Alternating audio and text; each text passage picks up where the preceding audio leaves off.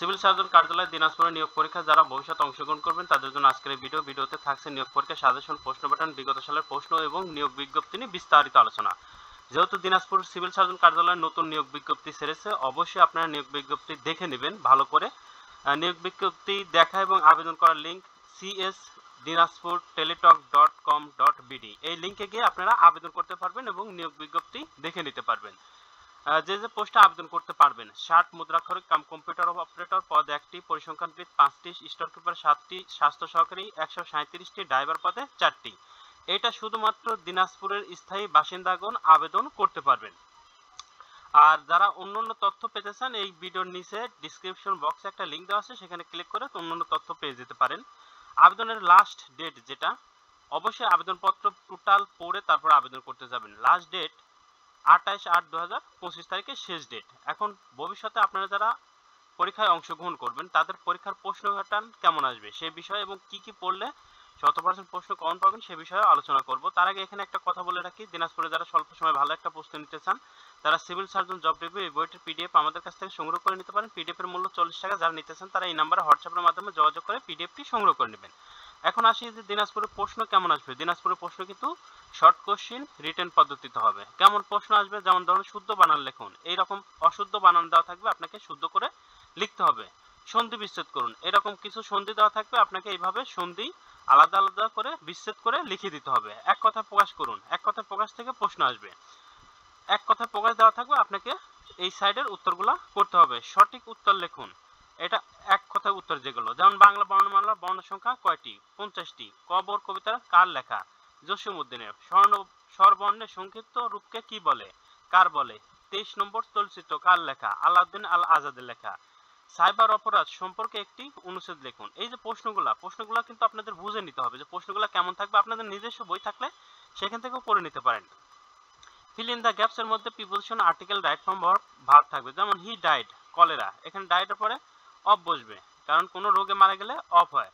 This unique cash, you এর মতন উচ্চারণ হইলে অবশ্যই এ বসবে, তাহলে এখানে দিস, এখানে কি বসবে, দিস এ। এখানে আসলে একটা ভার্ব ছিল দিস ইজ এর পরে এ বসবে। এরকম মানে গ্যাপগুলো এরকম থাকবে। ট্রান্সলেট টু ইংলিশ, ইংরেজিতে ট্রান্সলেশন করতে হবে, মানে বাংলায় দেওয়া থাকবে ইংরেজিতে ট্রান্সলেশন। যেমন পাখি গান গায়, বার্ড সিংস। সততাই মহৎ গুণ, হনেস্টি ইজ গ্রেট বা নোবেল ভার্চু, এরকম ট্রান্সলেশন দেওয়া থাকবে। Correct the following sentence correction থাকতে পারে। রাইট দ্য 5 সেন্টেন্স অ্যাবাউট, নিজের জেলা সম্পর্কে 5টি বাক্য বা নিজের জেলার ঐতিহাসিক বিষয়ে 5টি বাক্য লেখার প্রয়োজন হতেও পারে, নাও পারে। এরকম প্রশ্ন অনেক সময় থাকে, অনেক সময় থাকেও না। এরপরে আসি গণিত। গণিতে উৎপাদক বিশ্লেষণ থেকে একটা প্রশ্ন অবশ্যই থাকবে, সেটা ক্লাস 10-এর নবম দশম শ্রেণীর তৃতীয় অধ্যায় যেটা আছে গণিত বইয়ের, সেই অধ্যায়টা অবশ্যই শেষ করে যাবেন, ওখান থেকে একটা প্রশ্ন থাকবেই। আর যে পাটিগণিতগুলো থাকবে সে পাটিগণিত ক্লাস 8 এবং ক্লাস 10-এর যে কোনো জায়গা থেকে দিতে পারে। আপনারা ক্লাস 9, ক্লাস 10 অর্থাৎ 9, 10 এই একটা বই, তো 9, 10-এর একটাই গণিত বই, আর সাথে ক্লাস 8 এই দুইটা বই গণিত বই A to Z যদি পড়তে পারেন 100% গণিত কমন পাবেন। এরপরে আসি সংক্ষিপ্ত প্রশ্ন, মানে সাধারণ জ্ঞানের প্রশ্নগুলো কিভাবে। বাংলা বৃহত্তম বিলের নাম কি, চলন বিল। এই যে এক কথায় কিন্তু উত্তর করতে হবে। এখানে কিন্তু আপনারা রিটেন বলতে যে অনেক কিছু লিখতে হবে এমন না, কিন্তু শর্ট কোশ্চেন রিটেন পদ্ধতিতে পরীক্ষা হবে। এখন কোন কোন টপিকস পড়ে গেলে 100% প্রশ্নই আপনি কমন পাবেন। বাংলার জন্য সন্ধি, সমাস, বিপরীত শব্দ, এক কথা প্রকাশ, বানান, বাগধারা, সমার্থক শব্দ, কারক, সাহিত্য, অনুচ্ছেদ, এই টপিকসগুলো আপনারা আপনাদের নিজস্ব যদি কোনো বই থাকে সেখান থেকেও পড়ে যেতে পারেন, অথবা আমাদের পিডিএফ গুলো থেকেও পড়ে যেতে পারেন। এর বাইরে আর কিছু পড়ার দরকার নেই আপাতত। ইংরেজি item, phrase, voice, gender, number, narration, changing sentence, translation, preposition, article, right form of verb, paragraph, এই টপিকসগুলো ভালো করে পড়ে যাবেন। কোথায় থেকে পড়বেন, আপনাদের নিজস্ব বই অথবা আমাদের পিডিএফ গুলো থেকেও পড়ে যেতে পারেন। এরপরে আসে গণিত। গণিতের জন্য নবম শ্রেণীর গণিত এবং অষ্টম শ্রেণীর গণিত আগেই বলছি, যদি পারেন ভালো করে শেষ করে যাবেন, না পারলে আমাদের এই গণিত পিডিএফটা শেষ করে যাবেন। এই গণিত পিডিএফটি এনাফ।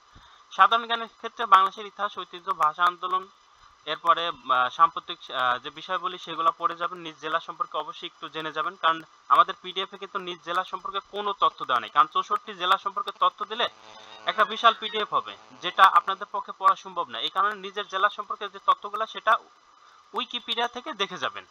আর আপনাদের প্রশ্ন আসবে বাংলা, ইংরেজি, গণিত এবং সাধারণ জ্ঞান, এই 4টা টপিকস থেকে। এখানে যে পিডিএফ গুলো দেওয়া আছে, এই সবগুলো বইয়ের পিডিএফ যদি আমাদের কাছ থেকে সংগ্রহ করে নিয়ে পড়তে পারেন, 100% প্রশ্ন কমন পাবেন। সবগুলো বইয়ের পিডিএফ এর মূল্য কিন্তু 100 টাকা।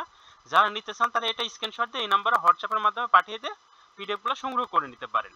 তো আশা করি সবকিছু বোঝাইতে পারছি। এরপরেও যদি আপনাদের কোনো প্রশ্ন থাকে অবশ্যই কমেন্ট বক্সে কমেন্টস করবেন, আপনাদের উত্তর দেওয়ার চেষ্টা করব। আর অনেকের প্রশ্ন থাকে মার্ক কত, মার্ক থাকে 80, সময় দেওয়া হয় 90 মিনিট। এভাবে রিটেন পদ্ধতিতে পরীক্ষা হবে। আজকের ভিডিও এখানেই শেষ করছি। সবার জন্য শুভকামনা রইল। আল্লাহ হাফেজ। চ্যানেলটা